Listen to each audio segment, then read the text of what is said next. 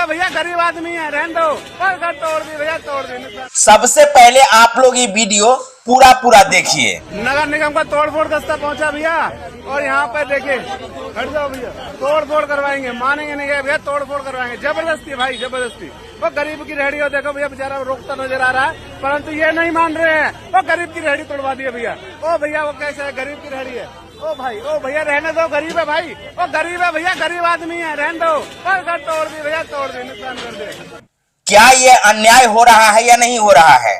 एक गरीब जो रेहड़ी लगा करके अपने बाल बच्चा को पाल रहा था, वो रेहड़ी को किस प्रकार से प्रशासन ने तोड़ दिया है वो आप लोगों ने देख लिया। वो रेहड़ी वाले जैसे ही पता चला कि अतिक्रमण हटाने के लिए जेसीबी आ चुका है, वो अपना रेहड़ी लेकर के जा रहा था। लेकिन प्रशासन को था क्या, वो जा तो रहा था, लेकिन उनका मनसा था कि इनके रेहड़ी को तोड़ देना है, और उन्होंने तोड़ दिया।